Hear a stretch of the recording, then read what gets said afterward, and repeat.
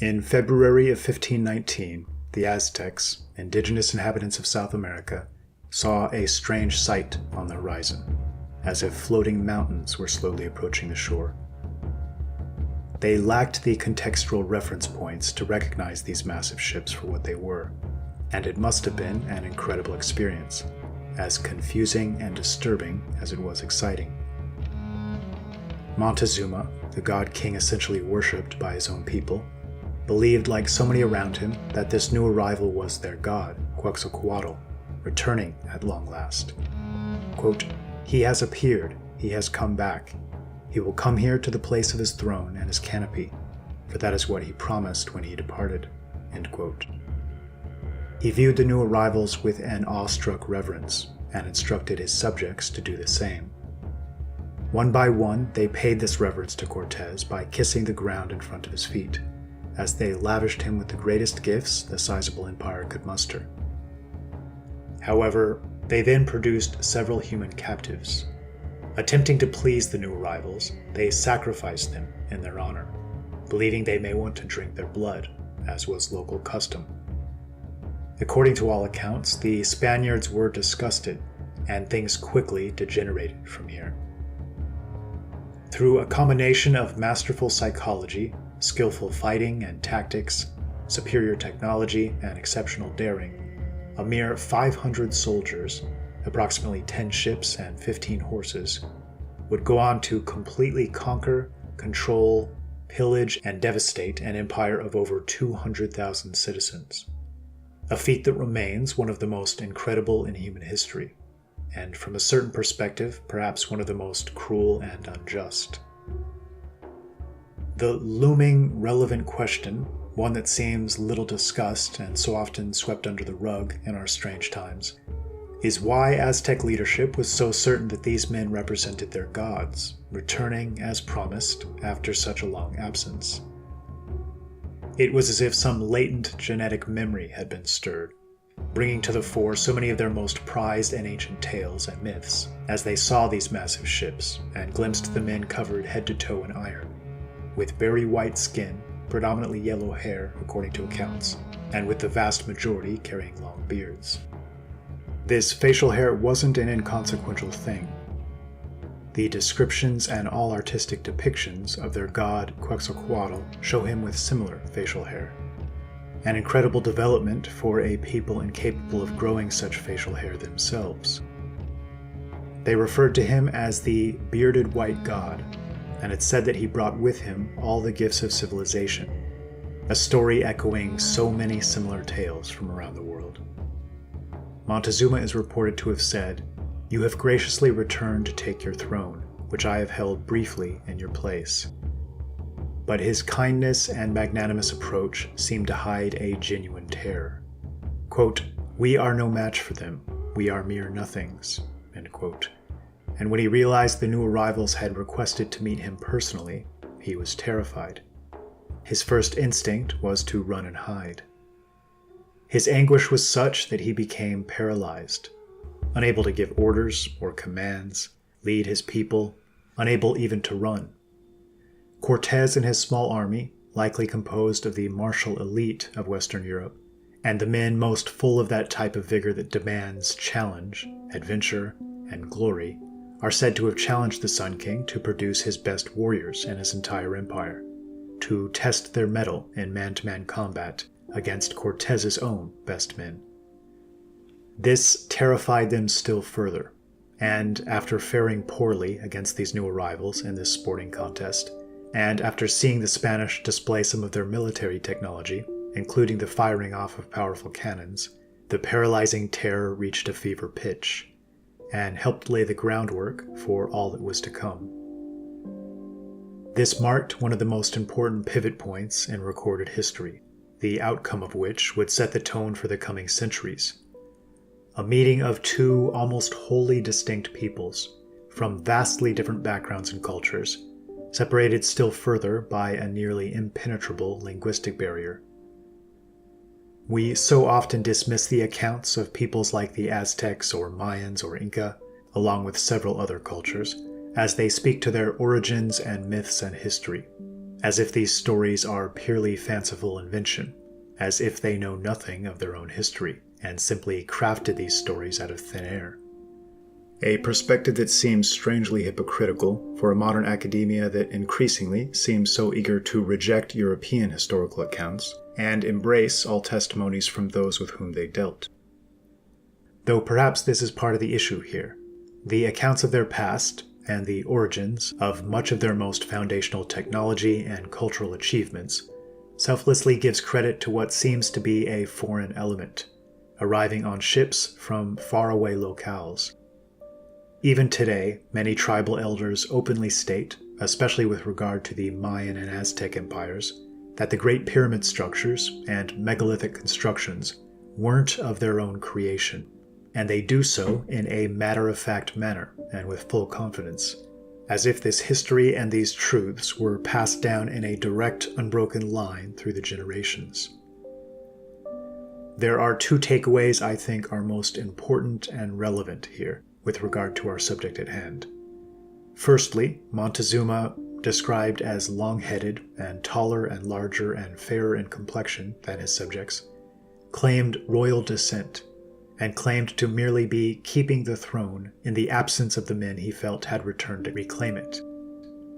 And this didn't seem to be a lightly held belief, as evidenced by his later words and actions, and his tragic, paralyzing confusion that proceeded to play itself out, when these men he'd taken for returning gods began to show themselves to be men seeking glory, riches, and to test themselves and their abilities against this hitherto unknown race. And what a strange and conflicted position this leader must have been in if his story was accurate, and he really did share a genetic and cultural connection to ancestors of these invaders. And this leads to the second most important takeaway. The moment in which the relationship between the two people seems to change into a more adversarial and confrontational dynamic is incredibly telling. Montezuma, ironically attempting to ingratiate himself and pay the greatest respects, immediately chose to engage in human sacrifice in their honor, naturally, even flippantly, and with little hesitation, further proving that this had become a custom, stretching back many generations. The Spaniards wrote much about their deep-seated disgust at the practice, and I truly believe this was the turning point, the moment at which they, unfortunately, ceased to view these men as worthy of mutual respect, and subsequently began their journey of total domination, destruction, and decimation. And it wasn't exclusively human sacrifice that caused their way of life to appear especially cruel and brutal, even to men like Cortés and his small army, who were certainly capable of brutality of their own, but also the manner in which they engaged in warfare and treated their prisoners, and the grotesque artistic depictions of the gods they sacrificed to. It was as if they'd fallen under the sway of dark forces, to summarize the perspective reflected in Spanish accounts. And here's what I find most interesting and telling here. Quetzalcoatl, the radiant, bearded figure who arrived from the ocean to help grant gifts of culture, leadership, and organization, had apparently banned this practice of cannibalism, blood sacrifice, and wanton cruelty. It was almost as if two separate cultures had been competing for supremacy in the region throughout the historical period. One based around fear, around cannibalism and blood drinking, similar to Phoenician and Canaanite practices, representing the forces of entropy, death, destruction. The other seemed centered around the polar opposite, around positive and healthy creation and life. Quetzalcoatl seemed to epitomize these latter forces. And yet, the fact that the Aztecs slowly reverted to serving what seems to be these darker forces, as so many generations came and went after he departed, seems to stand as clear proof that this doctrine requires firm leadership and constant vigilance to avoid an inevitable backsliding into an embrace of the worst aspects of our human nature. This dynamic, this interplay and battle between two seemingly polar opposite doctrines and philosophies, and one might even say archetypal forces, doesn't seem confined to South America, but appears in what seems to be related peoples over and over again across time and space. In the intriguing documentary Skeletons in the Cupboard, created by Peter Marsh and Gabby Plume, and well worth a watch, which I've linked in the video description, they lay out clear proofs of a unique population arriving in the general area of New Zealand long ago, who also came bearing gifts of culture, civilization, technology, and new concepts and philosophical and spiritual frameworks. They were said to have had extremely fair skin, reddish hair, and to have been taller in stature and peaceful in their disposition, not there to enslave or abuse or create cults of human sacrifice, but just the opposite. I was about to mention old Maggie Papakuta. She was probably, or is the most famous of all our guides. She was basically what you call a puhiariki, which means very chiefly woman. Anyway, she wrote a book called The Old Time Māori, and it's probably the best reference for what went on in the old days anywhere.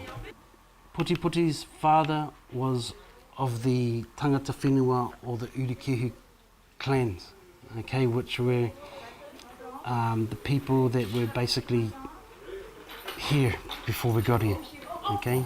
Well known to be, you know, tall, fair-skinned, definitely not little fairies. This lady, Putiputi's father, was of that clan.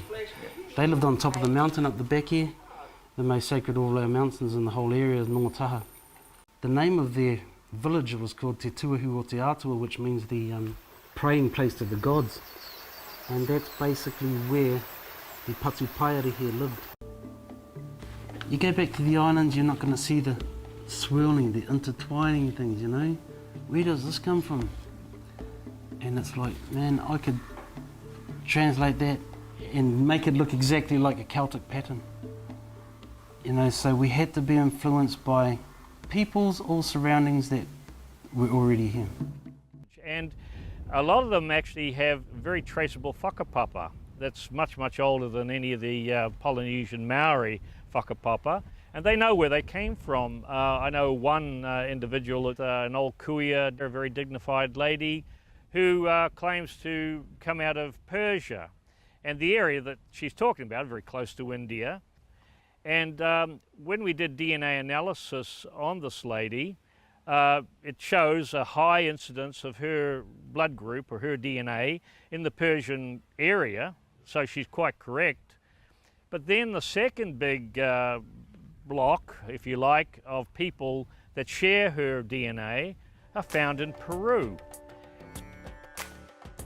This is very interesting, as it concurs almost exactly with a Maori legend recorded over 100 years ago by ethnologist Elsden Best, when he was living amongst the Tuhoi people. The legend tells us that their ancestors in times long passed away, 165 generations or around 3,500 years ago, migrated from a hot country named India. The cause of this exodus was a disastrous war with the dark-skinned folk in which great numbers were slain. This war was recorded in the Indian epic known as the Mahabharata. The legend continues on to describe their voyages which eventually took them into Polynesia. They crossed the oceans to Tawhiti Roa, a long, skinny land believed to be Central America, and then on to Tawhiti Nui, a very large land, South America. And from there, they ventured into the scattered isles of the Pacific. Perhaps it's time we track down the lady that Martin spoke of and got her story firsthand. We've always believed, from the history that was handed down by Piki Te Piki Kōtuku, our great-great-grandfather, that we came from this ancient place outside of Egypt, named ancient Persia. Today it is named Iran or Iran, whichever way you want to say it. Well, when I told my family, they were proud when I told them that they came from ancient Persia. Some of them said, "Oh, are we Arabs?" I said, "Well, actually, we'd be described as being Egyptian." more than Arabs. There they are. Hello. This is only some of them. I got 64 together.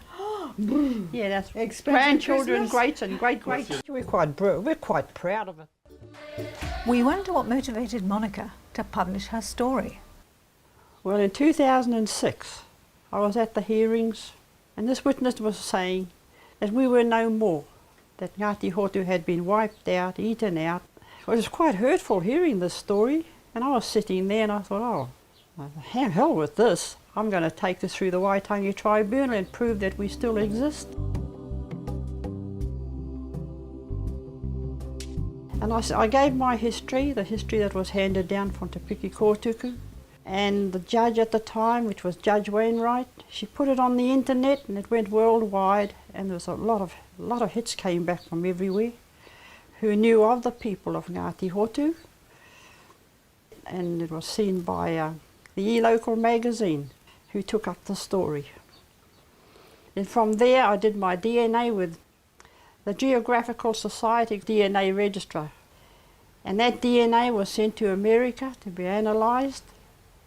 And it proved that we were of Ngāti Hotu, and every bit of the history I gave at the Waitangi tribunals was correct word to word. And my DNA took me, it went to Germany, into Russia, America, among the Inca people. Now, in Peru, there's a cave there. There's painting in the caves that depict the Ngāti Hotu people being chased out and getting into their boats. But to me, from my DNA, we came straight here after leaving Peru, after being driven out. In South America, there is plenty of evidence of native people with golden hair and green eyes. For example, the Oricano, the Paracas redheads, and the Chachapoya blonde-headed cloud people of the Andes. Waitaha is the name of the people who have been in this land for many, many generations. 67 generations ago, Rakai Hotu arrived here. The Waitaha people were here for many, many years before the arrival of large numbers of Maori people. They lived in small scattered communities right throughout the length of these islands and offshore islands. Well, we facetiously sometimes say that Waitaha welcomed the Maori, and we did welcome them. But eventually, in time, we were, I guess, overrun. And because the last remnant populations were in scattered places, and because the colonial historians who came to these lands didn't ask, didn't inquire, the stories have remained in the shadows. The redheads of New Zealand are not alone. There are legends and documented records of early explorers meeting the red-haired people throughout the Pacific. For example, when Captain Wallace on HMS Dolphin visited Tahiti in 1767, they noticed that over 10% of the population were white-skinned with golden hair, especially on the islands of Huahine and Ra'ietea, a name that originally meant the white-skinned people of Ra. But I think a female skeleton out there was somewhere in the vicinity of 7 foot or a little bit over, and there were some male skeletons found that were taller than that. Whenever these skeletons are found, they're turned over to iwi and destroyed. And you found that the old people, if they thought you were worth talking to, would take you aside and they'd tell you all the old stories. So we just knew what the history of the country was directly from the Maori kuias and elders themselves. Came back to New Zealand in 1974 and noted that there was sort of an enforced amnesia being put over the people of the country, where we just weren't allowed to know that old history anymore. And it seems we were being led to forget all of that for somebody's political agenda or for political expediency. And I knew it to be false, and I watched as our older history books were taken off the shelves of the libraries and replaced by sort of a new wave of Marxist history books that negated all of that former truth. And mind you, all these books that have been written up of Ngāti Hotu, they all go to the fiction shelf today. A great many people say we don't exist. The law of this land says we don't exist. The Minister of Treaty Settlements says we don't exist. But we are here, our oral traditions are here, still alive and well, and resting with people who are carrying on that tradition. We've kept our history to ourselves. We would never have told it. There's no use telling it because no one would believe you. They just think you're a crank and a nut pot. But this is what is going on, you know. Our institutions and the brainwashing that's going on. They've rewritten New Zealand's history. From Wellington? Yeah. And that's Iwi or? Oh, it's governmental, departmental control. They don't want anything pre-Maori or pre-Tasman to come out. It was easier to sweep us under the carpet. Because today our fight is really against the Crown, not the Waitangi Tribunal itself, or the people.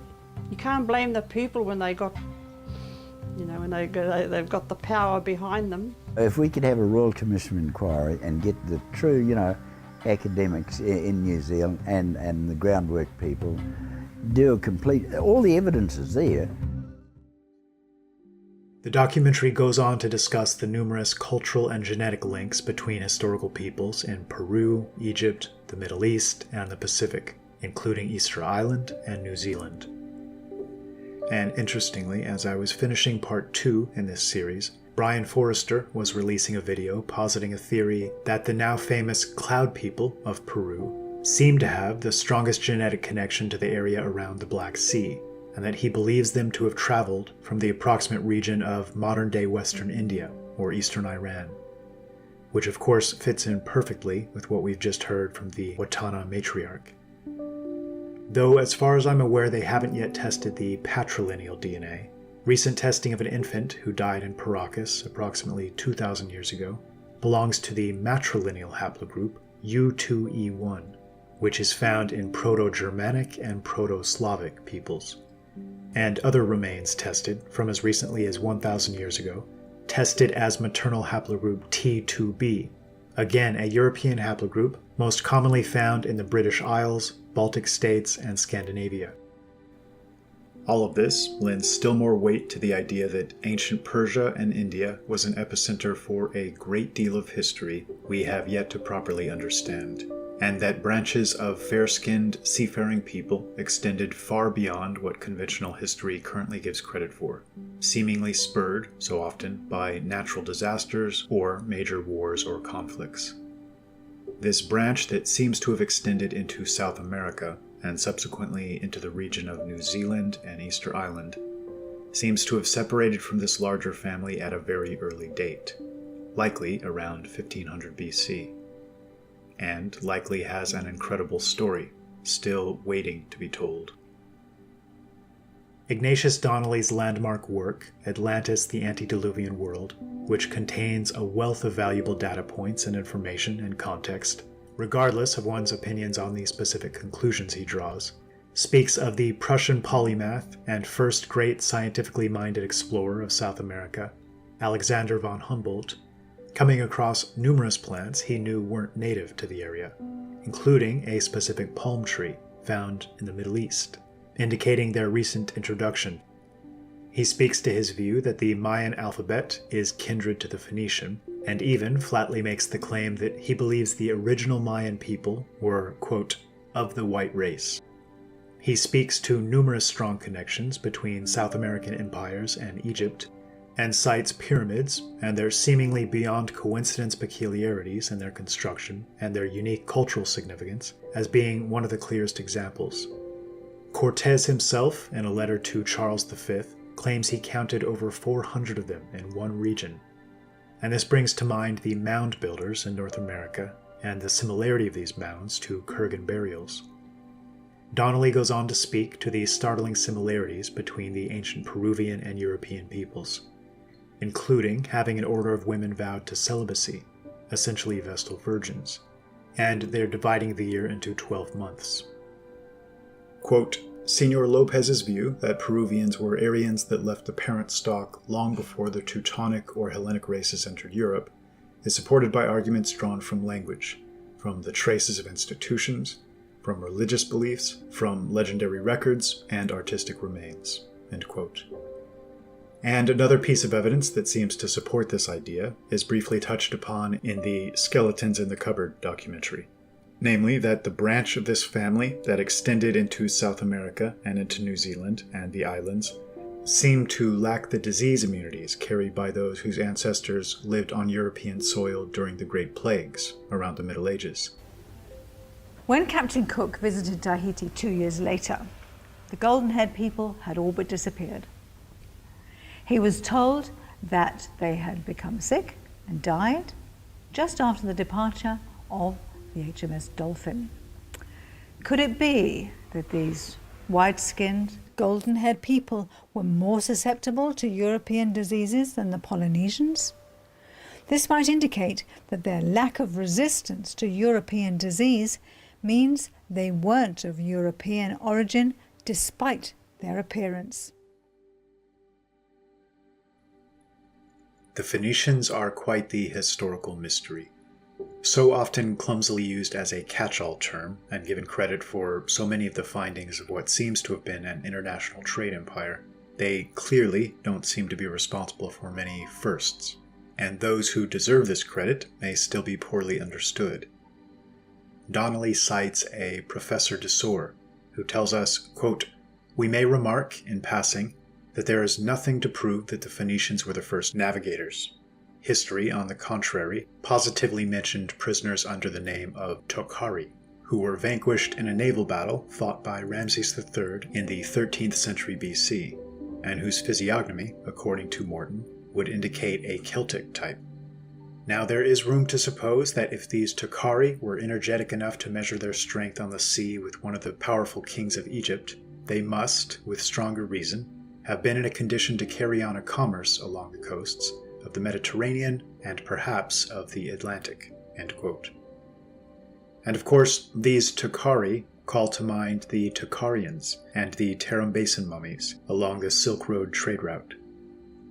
With regard to the Phoenicians, the only written physical description, to my knowledge, comes to us from Jason and the Argonauts.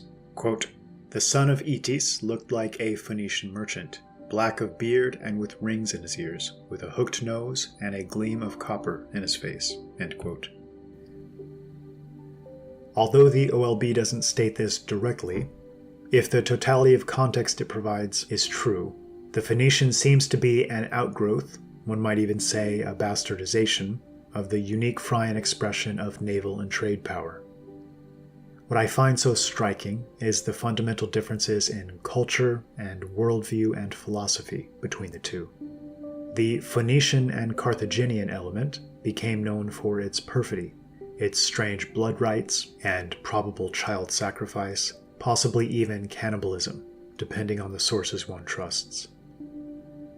The Phrygian, on the other hand, reminiscent of the Scythian or Gothic or larger Germanic culture in general, seem to represent the opposite, and seem to actively seek to spread good things to those they came in contact with, especially with regard to laws and systems of justice, and sought to lead in this respect by example.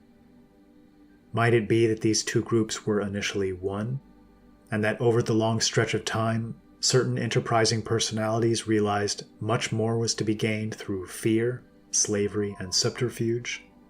Or that perhaps this wasn't a wholly conscious shift, but simply a falling away from the noble ethical foundations they found too restrictive and hampering their bottom line and trade profits?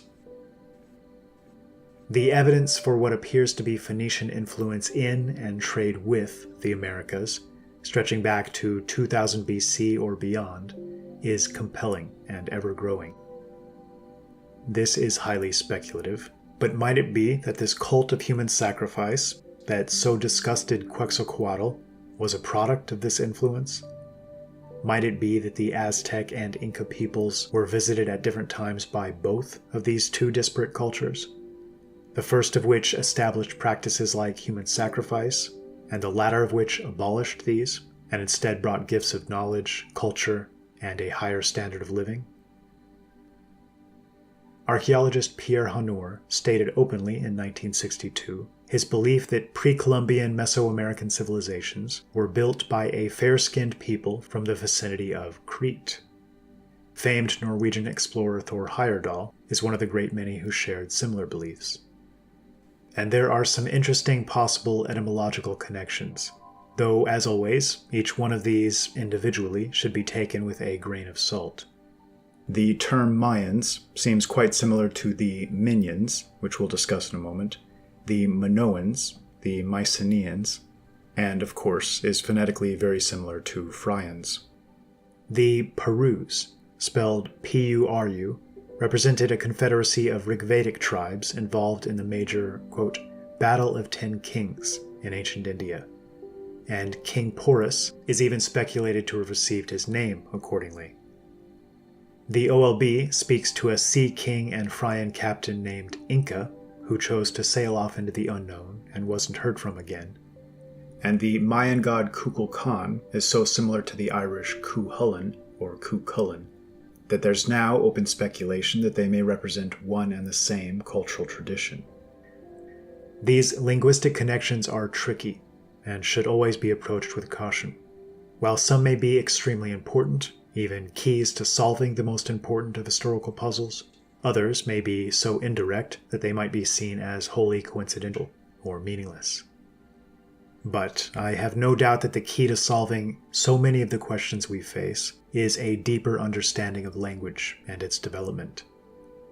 The term Ralda for God, or the Allfather or Allfeeder, is connected to our world, though this world meant much more than merely earth in their manner of usage, in the same way that mind refers to something much more than a physical brain. WR connects to OER and UR, which in German is a prefix meaning original or most ancient, and brings to mind that first and most powerful city in recorded history, whose dynastic line, interestingly, ruled over a confederacy of city-states.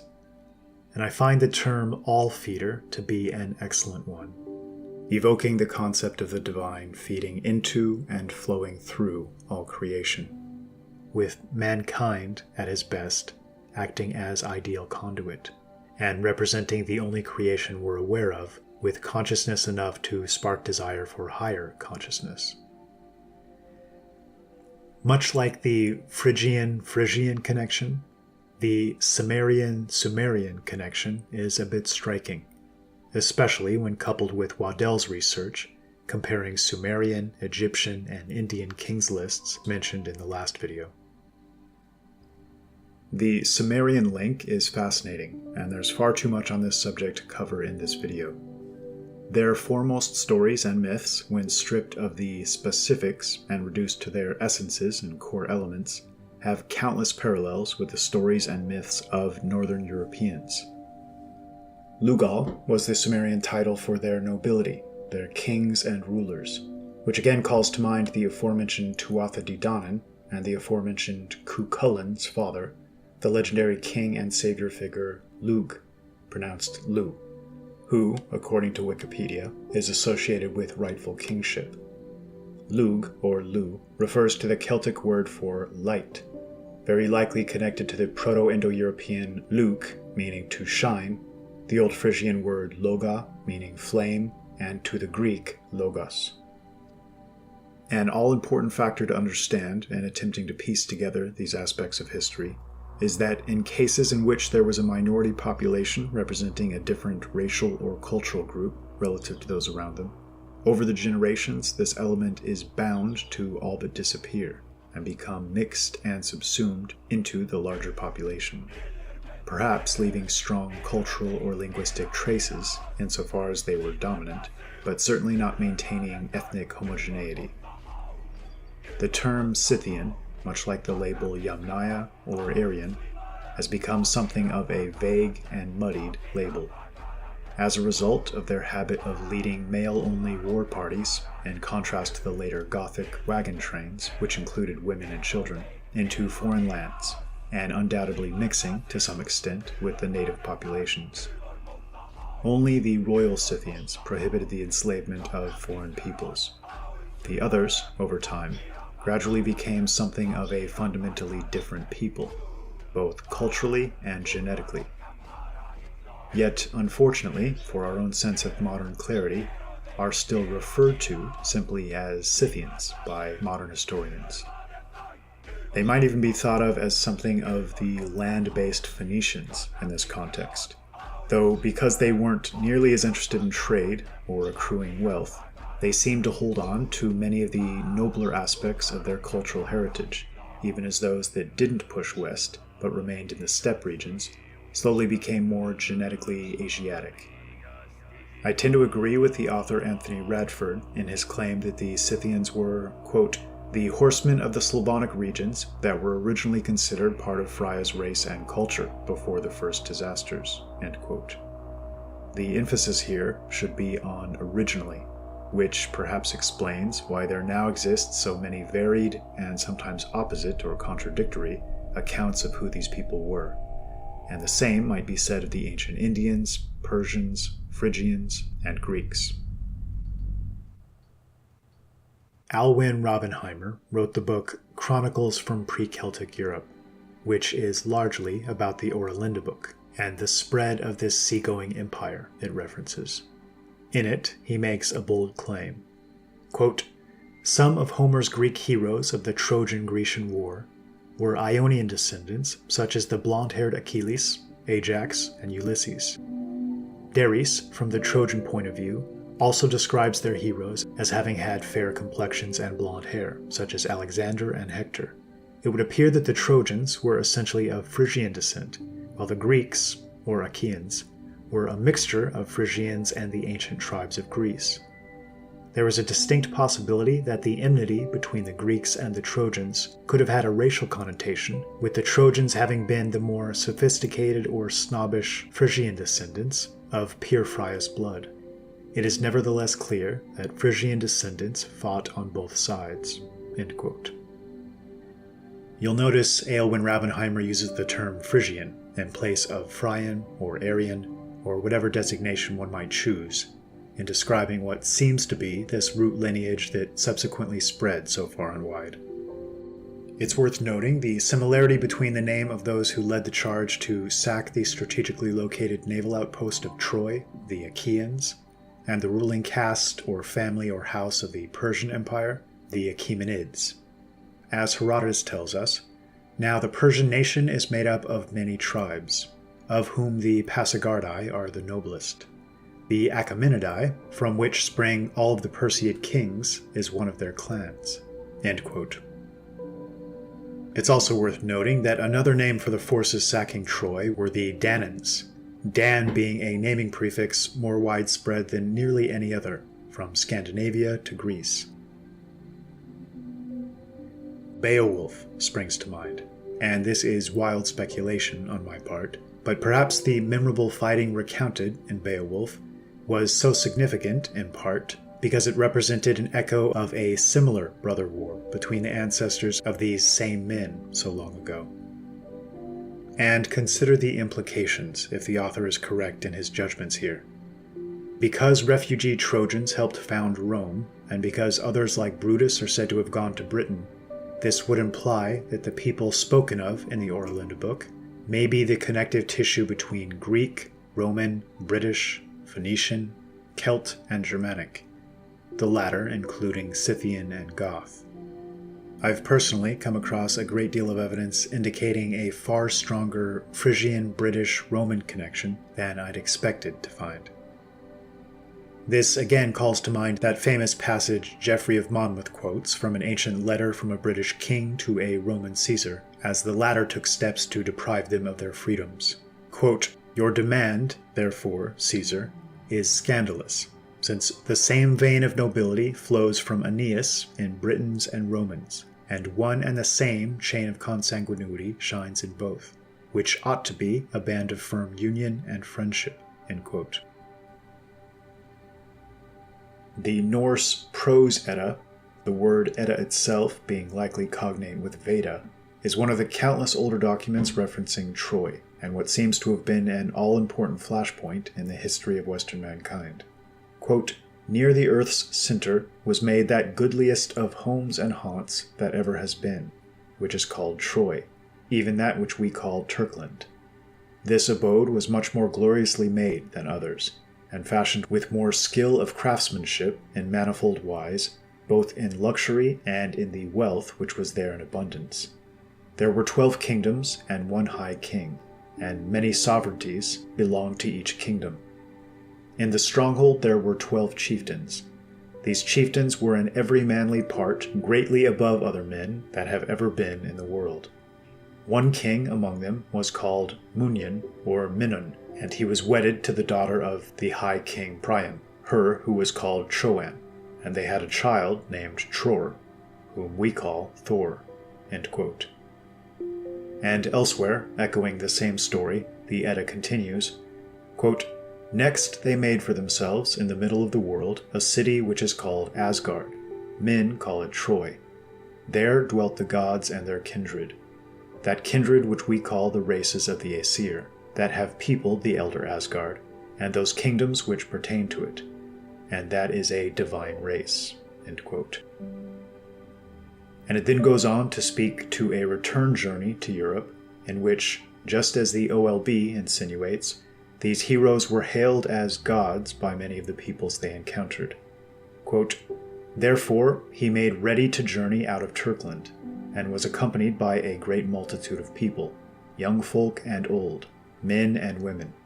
And they had with them much goods of great price, and wherever they went over the lands of the earth, many glorious things were spoken of them, so that they were held more like gods than men. They made no end to their journeying till they were come north into the land that is now called Saxland. There Odin tarried for a long space, and took the land into his own hand, far and wide." End quote. So here, yet again, we have reference to long journeys and significant migrations. Thomas Shore, author of The Origin of the Anglo-Saxon Race, mentions an ancient German proverb, quote, "There are Saxons wherever pretty girls grow out of trees." This seems to indicate that this was seen as something of a widely dispersed people. Speaking to these ties between cultures, Raubenheimer tells us, quote, "The old religion of Persia is known as Zoroastrianism, and their oldest writings are known as the Avesta. Historians tell us that the religion dates back to sometime after the Aryan invasion in 1500 BC. This just happens to coincide with the arrival of the Eralinda books Gurtmana in India, Pakistan, and their later incursions into Persia. The Avesta, which consists of a number of books, was only compiled in its current format some 1,000 years later." End quote. And I found this fascinating. Tacitus reports the Germans had a custom of discussing all of their most weighty and pressing issues under the influence of drink at evening gatherings. To, quote, "acquire still more frankness, to disclose the most secret motions and purposes of their heart." End quote. And to balance this out, in the sober light of the next day, quote, "the several sentiments are revised and canvassed."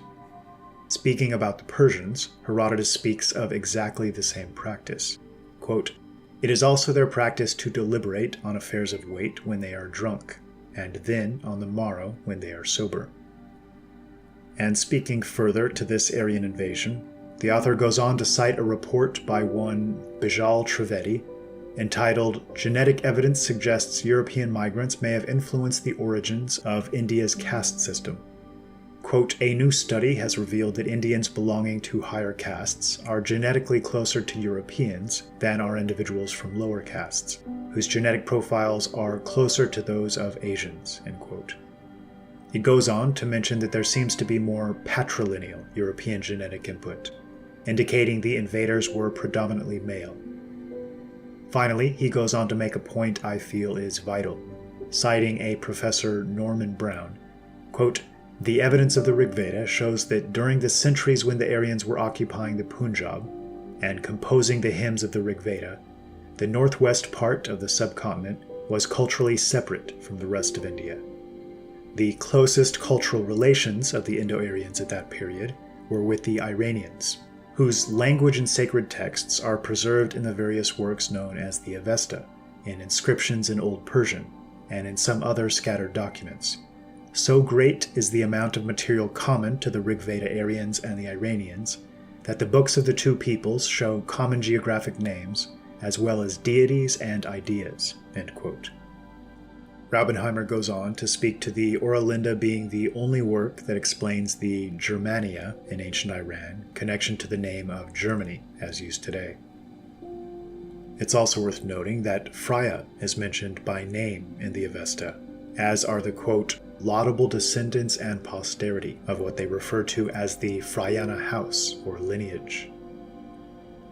Something I've personally noticed with regard to the history of Persia in this time period, there seem to be endless references to Parthian princes and a ruling caste that sounds very much like the knights and barons in feudal Europe. Might it be that this mounted elite wasn't so much Iranian or Indian, but rather both? Part of a larger cultural group which straddled borders as we know them today? Connected to the Sakai discussed in the video on the Scythians? To my mind, this seems far and away the most logical and likely possibility. And on this topic, the prefixes min and man are both highly significant and frequently used in the names of heroes and cities in ancient histories. We've discussed man previously, the root of the Indian Manu and the German Manus, and I should add that Easter Island, home to those hauntingly mysterious statues all facing east, was said to have been first founded and settled by a tall red-headed people and had an important ritual competition called the Tangata Manu. But let's turn our attention to the min prefix. We discussed Minerva and Minos and hinted at a strong connection to the coastal power that was the Minoans. And a recent study done on ancient Minoan DNA shows it to be most similar to populations in Western and Northern Europe. According to the late Professor Emily Vermeil, the Minyans were the first wave of true Hellenes in Greece, around 2000 BC. Minyas was the founder of Orchomenus, Boeotia, and often referred to as a son of Poseidon. Pharaoh Menes of Egypt may well be cognate here. The linguist and paleographer Hubert Lamarle suggests that the name Minos is expected to mean ascetic, as Sanskrit Muni, and fits this explanation to the legend about Minos sometimes living in caves on Crete. And there exists a work by unknown author entitled Periplus of the Erythraean Sea, which contains this interesting quote.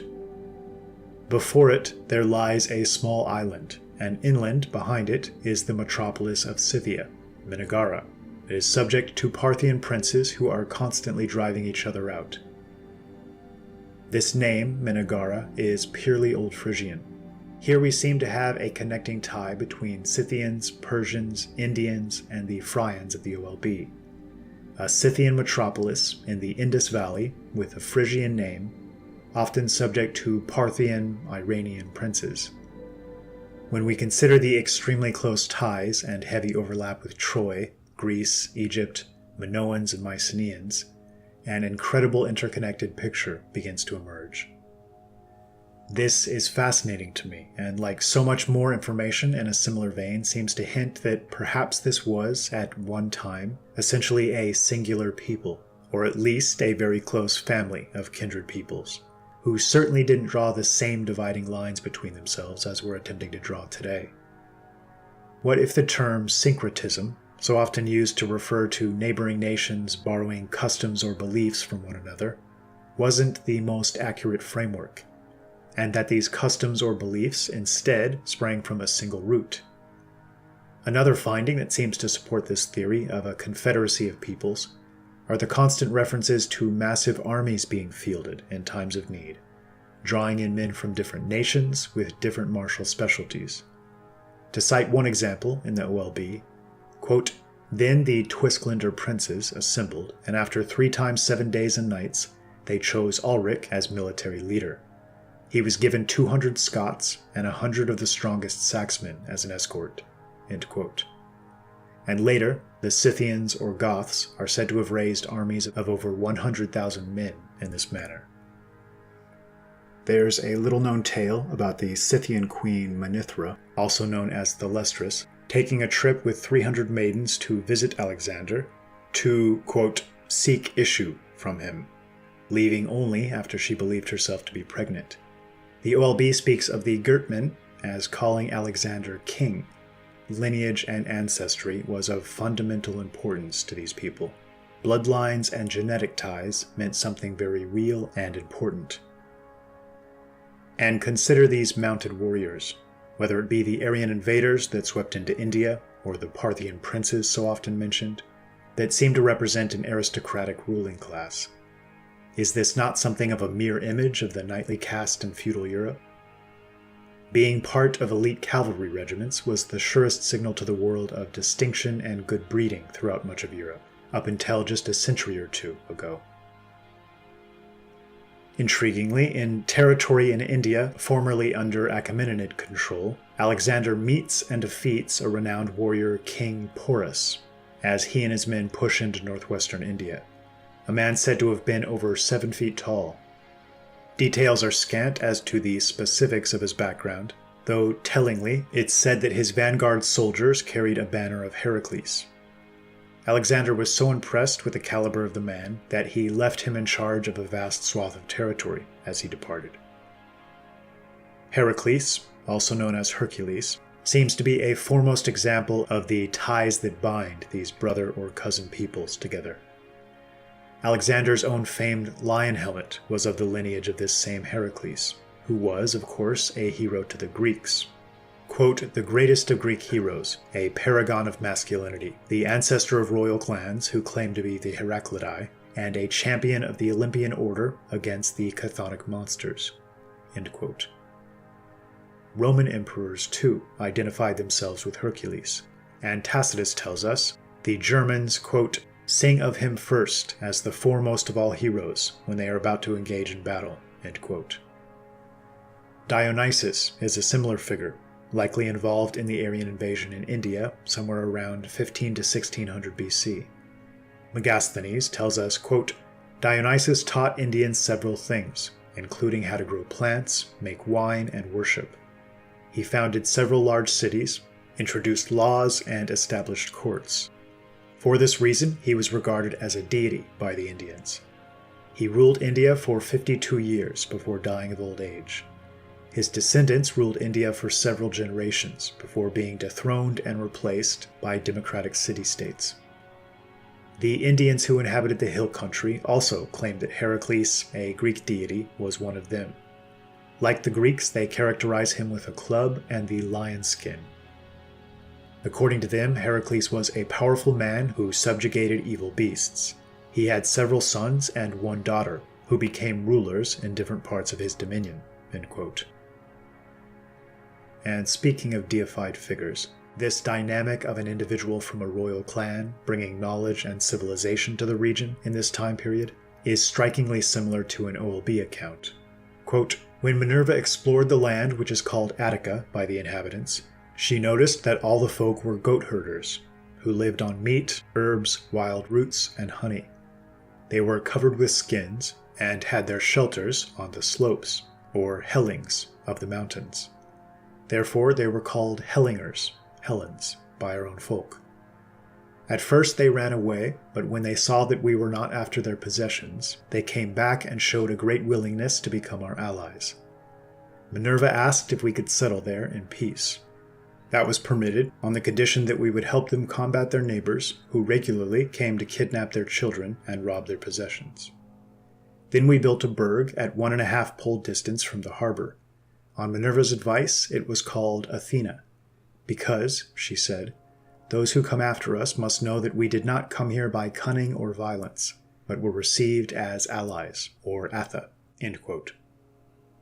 The thing I find so unique and admirable about the Scythians, the Goths, the Spartans, the Germans, as recounted by Tacitus, and the Phryans in the OLB, is that their metric for a successful nation wasn't its wealth, or even its military strength or territorial holdings.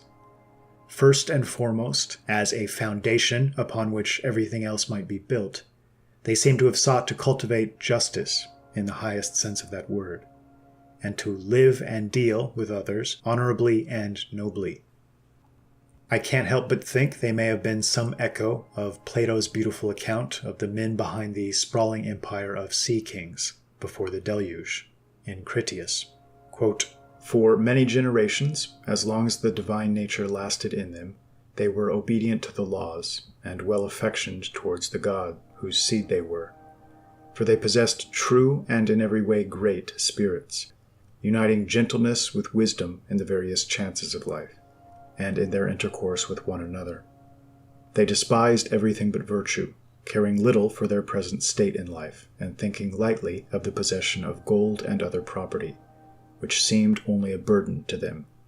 Neither were they intoxicated by luxury, nor did wealth deprive them of their self-control, but they were sober, and saw clearly that all these goods are increased by virtue and friendship with one another, whereas by too great regard and respect for them, they are lost, and friendship with them."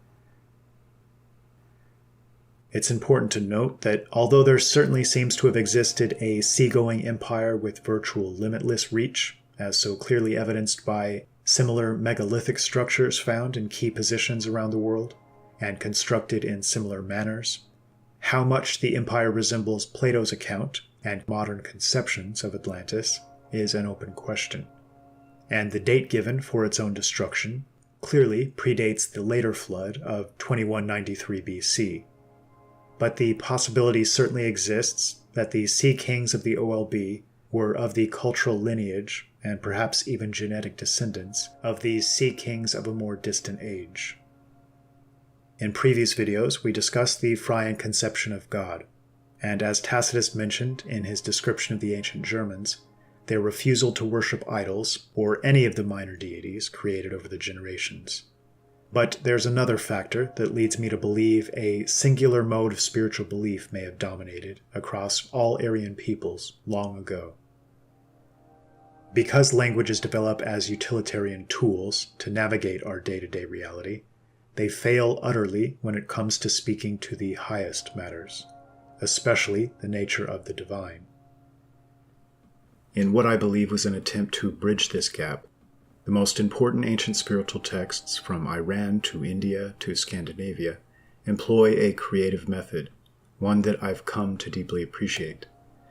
Because they believed that the highest conceptions of beauty and perfection were the most pure manifestations or reflections of God in the material world, and because no single one of these aspects could come close to beginning to do him justice, we'll often find a list of several conceptions being used, which, taken together, create something of a new word, in a sense, a new name or label or idea that comes a bit closer to capturing the essence they're attempting to communicate.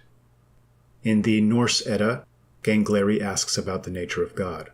The response is that he had 12 names. The first is Allfather, and the others are things like the Spear Lord, the Far-Speaking One, the Protector, the Destroyer, and so forth. This seems to find almost an exact parallel in the Bhagavad Gita, in which several descriptions, those representing various aspects of power or perfection or excellence or wholeness to the human ear, are listed as different manifestations of the divine. Quote, "Of lights I am the radiant sun, of letters I am the letter A, of senses I am the mind, of immovable things I am the Himalaya." End quote.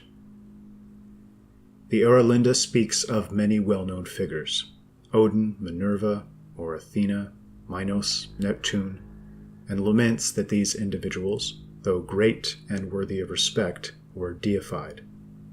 Is it possible that the gods of the Asir, or of Mount Olympus or Athens, or the Vedas in India or the Avesta in Persia, and figures like Heracles, Thor, Ulysses, or Jason and his Argonauts, were simply exceptional human beings, whose abilities as rulers and governors and cultivators of wisdom and culture caused them to become deified and gradually become ever more enthusiastically worshipped, as time and distance in splintered cousin peoples slowly eroded the universal conception of a single All-Father as the one and only true God, leading to hero worship of those figures who are seen as the best expression of this divine nature, a worship perhaps stoked and capitalized on by clever, self-serving priests who saw a clear path to greater power and control by acting as supposed intermediaries.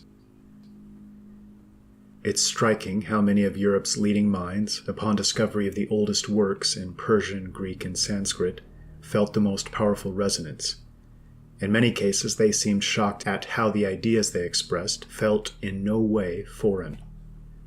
German Indologist Jacob Wilhelm Hauer's admiration centered on the Bhagavad Gita, describing it as a work of imperishable significance, arguing that it called on people to master the riddle of life. And speaking of the surname Hauer, to give some idea of the modern Frisian, seen things you people wouldn't believe. Attack ships on fire off the shoulder of Orion. the most recognizable or well-known might have been the recently departed Rutger Hauer of Blade Runner renown, who died in Friesland in 2019. Interestingly, the documentary movie created about the man was titled Blonde, Blue Eyes, and it's not surprising. There is something strikingly unique and increasingly rare about the man's appearance. In reading the OLB in full, one can't help but recognize the subtext and underlying narrative of much of the book appears almost as a battle between those whose natural inclination it is to control and enslave and parasitically feed off of their fellow man, and those that demand freedom and seek to rule and guide in the manner of a good shepherd and lead by example. I believe both of these groups had a much more extensive knowledge of the world than modern historians give credit for, and maps like the Piri Reis and artifacts and structures and myths and stories seem to back this up. The clip played earlier spoke to a likely migration of Celtic peoples from the region of India and Iran, but it's worth noting there's a Scottish legend speaking to the willing banishment of one Tain More by the Scottish King Alexander, along with 95 individuals representing his friends and family. It's said that, quote, men in Tain's lineage were often well over 7 feet tall, and generally had red hair, blue eyes, and fair complexions. Tain and his men were said to be behind the introduction of many non-native trees in the area, and it's speculated that there may be a connection between the Maori term for the god of the forest, Tain, end quote. How is it that a Scotsman around 1200 AD might be sent to such a faraway location unless the region was already well known, understood, and clearly charted? I tend to think such journeys were taken many times before by a larger culture as yet poorly understood. It seems to have been familiar with North and South America, Greece and the Middle East, India and Iran, New Zealand, Easter Island, and virtually everything in between. How unified this confederacy was at any point after what seems to have been a cataclysmic deluge remains to be discovered. But the evidence seems to indicate that they were seen as something of a royal lineage, with several branches, and yet only began to embrace this perspective of unity when their world began to crumble and necessity demanded it. Quote, disaster hovers over Freya's lands, carrying yoke and chains. So all tribes that have sprung from Freya's blood must cast aside their nicknames and only call themselves Freya's children or folk. You must all rise and expel Finda's folk from Freya's domain. If you do not, you shall find slave chains placed around your necks. The foreign masters will abuse your children and have them lashed until their blood seeps into your graves. The spirits of your ancestors will come to wake you and blame you for your cowardice and carelessness." End quote. This same spirit of freedom at any cost seems well exemplified by the Scots-Irish and encoded into the Declaration of Arbroath. as well as the Anglo-Saxons and their Declaration of Independence. I'd like to end with one last passage from this exceptional work, which speaks to the importance of eternal vigilance and wariness, and recounts the death of the last of the Berg mothers, thus finally severing the tradition. Having been kidnapped by a corrupted foreign leader called a magus on a ship sailing out to sea, he asks her, quote, "Frana, since you are clairvoyant, tell me if I shall be master of all Freya's lands and nations." At first, Frana ignored him, but finally she opened her lips and spoke. "My eyes are blurred, but the inner light of my soul emerges. Yes, I can see. Hear, earth, and rejoice with me. When Aldlin drowned, the first spoke of the Yule wheel stood at the top. Then it went down, and so did our freedom. When 2 more spokes, or 2,000 years, have passed, however, the sons who were born out of the fornication between princes and priests and the folk will stand up and speak out against their fathers. These sons will all be murdered, but what they shall have said will be remembered and bear fruit in the hearts of resolute people, like good seeds that were laid in your soil. Another 1,000 years the spoke shall descend and evermore sink into darkness and blood, shed over you when princes and priests deceive. But then the red of dawn will start glowing again. Seeing that, the false princes and priests will join forces to keep freedom down. But freedom, love, and unity will strengthen the folk and rise out of the gutter with the wheel of time. The light that started as a glimmer will eventually turn into a flame. Blood of the villains will flow over you, O earth, but you must not absorb it. Toxic creatures will drink it and perish. All vile histories that were made up to propagate the princes and priests will be offered to the flames. Finally, your children shall all live in peace." When she had spoken, she collapsed. The magus had not understood her well, and cried, "I asked you if I shall master all Freya's lands and nations, but you spoke to someone else." Frana straightened up, stared at him, and spoke, "Within 1 week, your soul shall wander about the graves with the night birds, and your corpse will lie on the bottom of the sea." "Very well," said the magus, hiding his rage. "Tell them I am coming." And to one of his men, "Throw that woman overboard." That was the end of the last mother. We do not ask for revenge, as time will provide that, but we cannot repeat Freya's cry enough. Watch, watch, watch.